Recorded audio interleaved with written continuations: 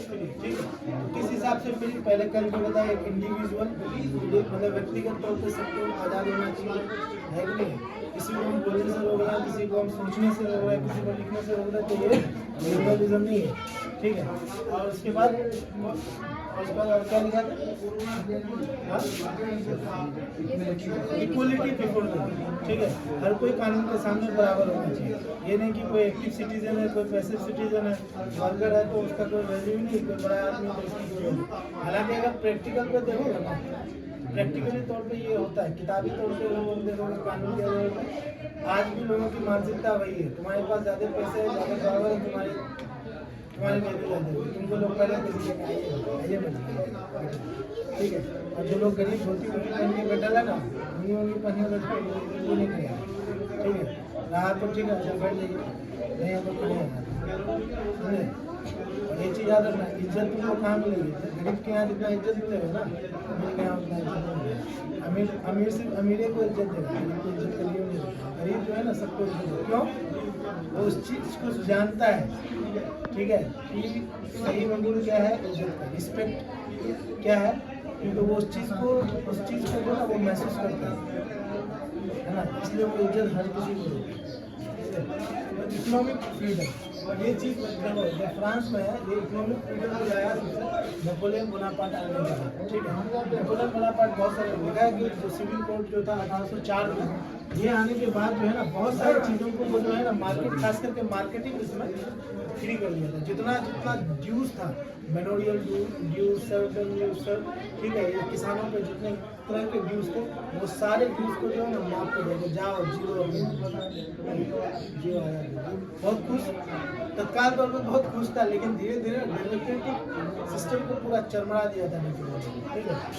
तो ये हो गया था। उसके बाद नेशनल यूनिटी, जो एक बहुत इम्पोर्टेंट है, नेशनल यूनिटी मतलब राष्ट्रीय तौर पे सब लोग एक होता नहीं। इसलिए बहुत चीज़ जो है नेपोलियन बोनापार्ट इसी सिविल कोड में क्या लिखा है कि सबका एक कॉमन लैंग्वेज होना चाहिए, सबका एक कॉमन कॉन्स्टिट्यूशन होना चाहिए, कॉमन लैंग्वेज होना चाहिए, एक नेशनल एंथम होना चाहिए, ठीक है, ये सब है। तो क्या होगा, supported the idea of nation instead of fragmented kingdom. देखो पहले क्या था, बोले ना कि बहुत सारे पहले जो सब इटली, स्विट्जरलैंड, जर्मनी, ये सब क्या था, टुकड़ों में बटा हुआ था, नेशन नहीं था, ठीक है, कंट्री में था। ये अलग अलग राजाओं के द्वारा जो है ना टुकड़ों में जो है ना ये क्या।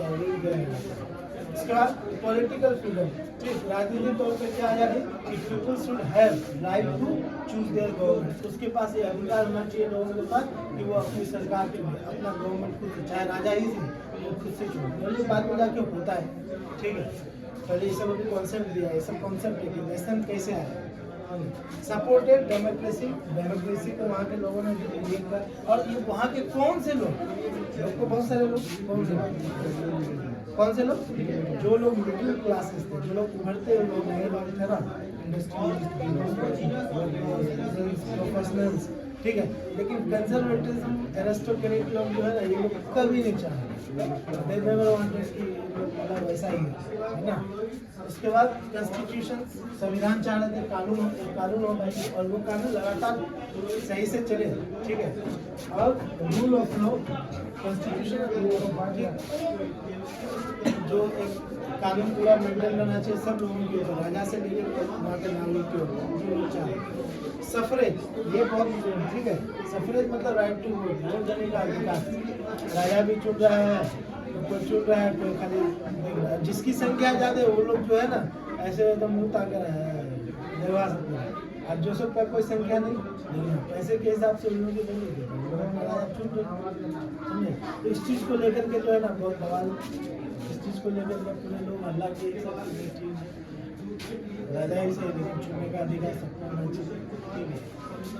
तो यही होता है लिबरलिज्म स्टैंड। किस चीज़ के लिए लिबरलिज्म, यही सब चीज़ के लिए, ठीक है।